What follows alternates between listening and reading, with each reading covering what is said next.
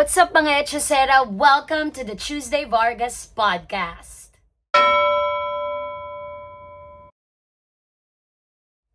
Diyos ko, Day! Eto na naman po tayo. Welcome na naman po sa ating panibagong episode and happy weekend po sa inyong lahat. I apologize if I wasn't able to upload last Tuesday because a lot of things have been happening in my life and my priority is to become a mom first before everything. So, inasikaso muna natin yan. But gladly, I am back and thank you so much for tuning in sa aking pinakaunang episode at sana hindi kayo magsawa, bumalik-balik kayo dito nang sa ay makapag-share tayo ng mga bagong ideas, mga bagong thoughts about the world and all of that. At kung meron man kayong mga idudulog, meron kayong mga gustong ipa-discuss sa akin, meron kayong sulat that you think I can help you with, please just send me an email. It is in all my social media platforms or you can send me a DM sa aking mga social media platforms. So, I'm very excited about today's topic. Let us begin without any further ado. Simulan na po natin ang ating episode 2 ng Diyos Ko Day, the Tuesday Vargas Podcast. Today, we are talking about something very important, at least to me, but it should be important to all Filipinos regardless of political color. We are going to talk about misinformation. So, hindi na to bago sa ating lahat, napakahalaga na pinag-uusapan po natin ito kasi hindi lahat ng content creator ay binibigyan po ito ng value or ng weight. And I think hindi lang bilang mga content creators natin to dapat isinasang-alang, no? Kailangan din bilang mga Pilipino tayo po ay mapagmatsyag at mapanuri sa material na ating kinukonsumo at ginagawa rin. Hindi lang basta yung ating pinapanood at binabasa, pati rin po ang ating mga pinoproduce sa sarili nating mga social media pages. So, gusto ko sanang itong palawigin at pag-usapan pa ng mas malalim. I would like to be able to have parang your opinions as well. If you have strong opinions about this, I want to listen to whatever it is that you want to say so that I can also enrich my knowledge further. But mainly, I really think na kailangan talaga itong mga ganitong topics pinag-uusapan. So, bakit nga po ba napakahalaga na hindi natin pinapayagan na ang misinformation ay magpatuloy or kumalat pa? Maraming mga factors kung bakit dapat natitigil na ito. Unang-una, pinakabasiko po, no? Kapag meron pong eleksyon na nagaganap, syempre kanya-kanya po ang ating mga kandidato ng pagbida ng kanilang mga achievements, mga nagawa po nila sa kanilang mga political careers at mga pangako pa nila sa kanilang mga magiging constituents kung hindi man sila nakaupo currently. So, if meron pong nagpapakalat na mga fake news, mga misleading na mga memes or mga pieces of information na talaga namang makaklasify as misinformation, ito po ay makaka-distort sa value ng ating mga candidates. Ibig sabihin, may distortion na po ng voters' choice. Ano po bang ibig sabihin nito sa Filipino, sa ating pong wika? Pardon me if from time to time I will shift from English to Filipino para mas malawak po ang reach ng ating podcast, no? Ang ibig sabihin po ng distortion of voters' choices ni hindi na po alam ng ating mga botante kung alin po ang katotohanan at hindi kapag nangyayari po ito ng madalas. So para po maiwasan po yan, from time to time I will also look at my copy. We have to prevent misinformation from continuing. It is rewriting or denying historical evidences or historical events from ever happening. It promotes unqualified individuals into office dahil nga po pinapapaniwala tayo ng mga bagay na hindi naman po talaga makatotohanan. Ano pa po? Number 2, ang misinformation din po ay nagwi-weaken ng ating mga democratic institutions. Ito po ay kagaya ng COMELEC, bumababa na po ang tiwala ng sambayanan, ang ating judiciary system, ang ating independent media. Marami na pong mga ahensya ng media ang hindi na po kapani-paniwala, lalong-lalo na po kung hindi verified or may mga agenda ang mga independent media outfits na ito. At dahil po dito, public trust erodes. Ang tiwala po ng sambayanan ay nasisira. Kaya hindi po natin to gustong mangyari dahil ang mga credible lamang po na news sources ang ating dapat pinapakinggan at verified po dapat ang mga information. Pangatlo na epekto ng misinformation, nagkakaroon po ng polarization or nahahati ang ating opinion ng sambayanan. Nagkakaroon po tayo ng social division. So nagkakaroon po ng temang us versus them. Kaya po kapag kami nababasa po kayo na medyo kumikiling sa inyong paniniwala, ang tawag po dyan ay confirmation bias. Ibig sabihin, dahil gusto nyo po itong marinig at pinaniniwalaan nyo na po yan, timano pa lamang, pag may iba na pong nagsabi nito, kayo po ay nagbubuklod-buklod or nagbabond kayo over something that you haven't verified whether it's true or not. So it doesn't mean na porket marami po ang naniniwala dito or ito po ay pinagkakaisahan ng isang grupo, ultimately ito na po ay katotohanan. Hindi po yun automatic. Okay? Ganon din po kung ang isang bagay ay na-verify na ng isang ahensya, kailangan po ito ay paulit-ulit na bine-verify ng mga kaukulang otoridad para pong masiguro po natin na ang ating pong binabasa, ang ating pinapakinggan at kinukonsumong iba-ibang form ng media ay makatotohanan ng sagyoy. Wala po tayong maging conflict sa loob din ng ating lipunan. Okay? Pang-apat po na pangit na epekto ng misinformation ay ang manipulation na nagaganap. Dito po ako talaga nag-react. So yan pong social division na yan, ang eksaktong epekto na ayaw ko pong mangyari. Yung divide na yan na napakalawak na nga po ng puwang ay lalo pang lumalawak sa pagdaan po ng mga araw. So yan po ang nagagawa ng misinformation po talaga, ang paglalim ng hindi pagkakaintindihan ng lahat ng mga Pilipino na kumukonsumo ng kanilang mga impormasyon sa mga devices nila sa social media. Okay? Pang-anim at isa sa mga huling dahilan bakit hindi ko po talaga gusto ang pagkalat ng fake news at misinformation, dahil ito po ay nakaka-impluwensya sa policy making and decision making ng ating pong liderato. Bakit po? Ineffective or harmful policies may be supported because of the widespread fake news and misinformation that is happening in social media. Real and national issues like poverty, education, and other things are overshadowed by fake controversies.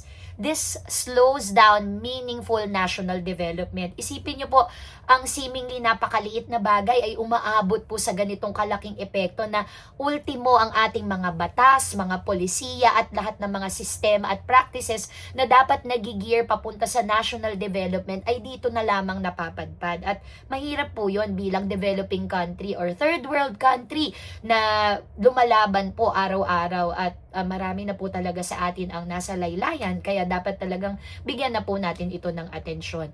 At pinakahuli, ito po ang pinakamalungkot po sa akin kasi base na rin po ito sa statistika na napakarami na po talaga natin na mga uneducated na mga mamamayan dito sa ating bansa.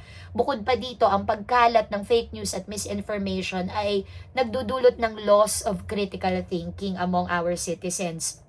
It confuses what is true and we become apathetic towards real political concerns kasi nga hindi na natin alam kung ano ang katotohanan at nagkakaroon po tayo ng blind loyalty to personalities rather than to principles. So, medyo may konting idol syndrome, idolatry na nagaganap na, no? So, nilolodi-lodi na natin kung sino man ang nagsasabi nating akala nating katotohanan. So, yan po ang mga dahilan kung bakit ko po dilalabanan ang misinformation. Now, let's talk about something that isn't discussed enough. Etong bagay na to ang dapat talagang nagiging sentro ng ating talakayan, lalong-lalo na sa panahon ngayon, you know. The emotional and psychological toll of misinformation on all Filipinos. When the citizens no longer know whom to trust, what is real, or whether institutions are lying to them or telling the truth, this creates exhaustion, cynicism, and hopelessness. People begin to disengage. Others become radicalized. Ayan po yung pinag-uusapan po natin. And sometimes, internal conflict happens. Families argue, communication breaks down, communities become fractured, and instead of having a productive debate kung saan po tayo ay makakaabot sa mas malalim na pag-iintindihan, outrage is happening. Outrage instead of understanding. Fear instead of facts. And over time, misinformation doesn't just confuse people, it weakens national unity and erodes the confidence of the citizens in democracy itself. So, sino po ba ang nagpapakalat nito at bakit po nila ito ginagawa? So, let's talk about troll farms and the malicious actors behind this. We also need to confront an uncomfortable truth. Not all misinformation is accidental. Okay, let me repeat that. Not all misinformation is accidental. Hindi po ito basta nanggaling lamang sa bibig ng isang tao. Kung tayo po ay magiging mapanuri, marami po sa mga nahahanap nating mga bali-balita na parang may konti tayong duda or may kutob tayo na, totoo ba ito? Kadalasan, kapag po natin hinimay ang origins po ng mga balitang ito po ay may agenda sa likod nito. At yan po ang pinaka nakakatakot. There are organized troll farms, coordinated networks, and bad faith groups, both local and foreign, that intentionally exploit political tension. For what? Para saan po? For profit, number 1. For power, number 2. Or for influence. These groups amplify extreme narratives, impersonate activists, journalists, and ordinary citizens, weaponize grief, tragedy, and fear. And they pit Filipinos against one another. And that is not the goal. The goal is the truth whenever we go online. Their goal is division. Yan po ang nais nilang mangyari, ang magkawatak-watak po tayo. And the more we are divided, the more the public becomes confused. The more the public becomes easier to manipulate, easier to distract, at mawiweaken din po natin ang accountability ng lahat. So, dinidistract natin ang mga tao because of this agenda na napaka-evil po. We distract them from real issues like poverty, education, and good governance. So, this way, misinformation becomes a political weapon. Bakit dito sila nagre-resort? Kasi it's cheap. You just pay somebody to talk and then multiply that by X number of times. It's fast because instant na po, lahat na po may telepono ngayon. And it's really, really devastating. Napakalalim po ng epekto. Malalim at epektibo talaga ang kanilang ginagawa. So, bakit nagiging dangerous ang escalation na to? When fake news goes unchecked, it escalates. Rumors turn into accusations. Accusations turn into threats. And threats turn into violence online or offline. And once misinformation hardens into belief, corrections feel like attacks, not clarifications. So I understand where the anger is coming from because ultimately, when you are being negated, it's as if parang hindi ka pwedeng napaka-perfecto mo, napaka-tama mo at all-knowing, and you are seated in a seat of power na bawal kang basagin. And that being absolute is actually the start of it being dangerous. Wala pong kahit sino sa atin ang nakakaalam ng 100% na katotohanan. Kaya nga po all the more na dapat tayong nagbubuklod-buklod para malaman natin ang katotohanan to get to the bottom of this. We need practical solutions instead of dividing ourselves even more. That's how society loses its ability to talk to themselves, yung proper discourse na akin nga pong sinasabi. So, let's cut to the chase. What can ordinary citizens do? Let me propose a few of my suggestions. Bilang mga Pilipino na halos araw-araw ay nag-o-online at ang mga buhay natin ay parang doon na nagaganap sa ating mga social media pages, marami po tayong pwedeng gawin para po hindi na po tayo dumagdag dito sa problema ng fake news at misinformation. Una, pause before sharing anything. If a post triggers you, it triggers an emotion in you, anger, fear, or whatever strong emotion, please reflect on your responses first before you post them. Napakahalagang step po nito kasi never po tayo talagang nagdidesisyon kapag tayo po ay emosyonal. Kasama na po dyan ang posting. So, do not give or do not promise anything when you're happy, and do not decide when you are angry. Kasama po dyan ang inyong posting. Number 2, napaka-importante, check the source. Let me repeat that. Check the source. Not just the caption on who posted it. Is it a real outlet? Is it quoted elsewhere? Diyan po tayo dapat nagiging mapagmatsyag. Hindi po tayo basta hinihit lang po natin yung share button all the time kasi sometimes we're doing more damage than good. Number 3, follow corrections as actively as headlines because truth often comes later. So, ibig sabihin, hindi po porket pumutok ang isang balita, ay ito po ay worthy na po para paniwalaan at hindi na po natin i-verify. Nagde-develop pa po ito as the days progress. So, dapat multiple sources, may comparison po tayo, i-check po natin parati at dapat reputable po ang ating mga sources. So, titignan po natin ang development ng balita nang sa gayoy makaporma po tayo ng ating mga tamang opinion.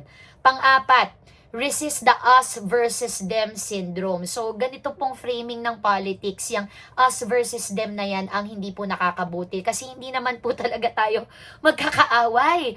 Pare-pareho po tayong Pilipino na maganda ang hangarin para po sa ating bansa. So, yan po ang gusto ng mga taong gusto tayong manipulahin. Ang magkaiba-iba po tayo at magkagulo nang sa gayoy habang tayo po ay distracted, ay magagawa lamang nila ang gusto nilang gawin at kadalasan ito ay hindi maganda. Okay? At panglima, at pwede po itong gawin ng kahit sino, call out misinformation. Yan po ang sa tingin kong aking ginawa. Hindi po ako nandoon para manlibak ng karakter ng aking kapwa. Nahihiya ako sa ganitong gawain, totoo.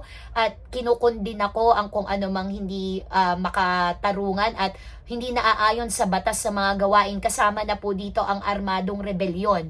Hindi po ako sang-ayon din dyan, kagaya po sa inyo. Pero ang pagsabi na si ganito ay ganyan, ay pang-aakusa. Ito po ay kahabla-hablang bagay at ito po ay dapat hindi po natin pinapataw lalong-lalo na sa ating mga kabataan, lalo na hindi ito verified.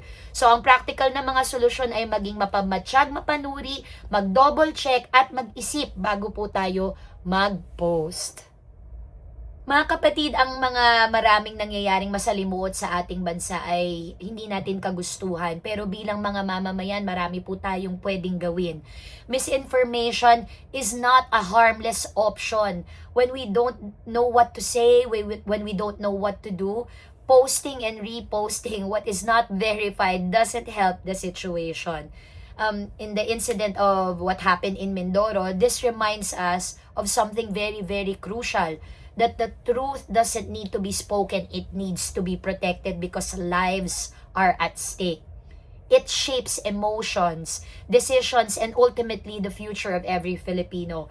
If and only if Filipinos want a stronger democracy, we must defend facts with the same passion we defend our beliefs. So kung pinaniniwalaan po ninyo ito at iba po ito sa paniniwala ng iba, dapat po ay magkikita pa rin po tayo sa kung ano po ang katotohanan. Kahit magkaiba po tayo, yun po ang punto. In a digital age, information moves fast and so does misinformation.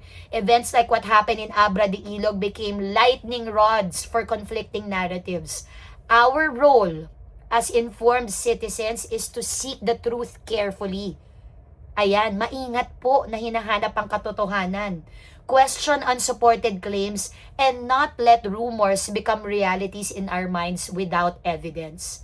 Yan po ang dapat nating numero unong pakay kung tayo po ay makikinig at magkukonsumo ng kahit anuman pong information online. At sana itong aking maiksing podcast ay magdulot po sa ating lahat ng aral.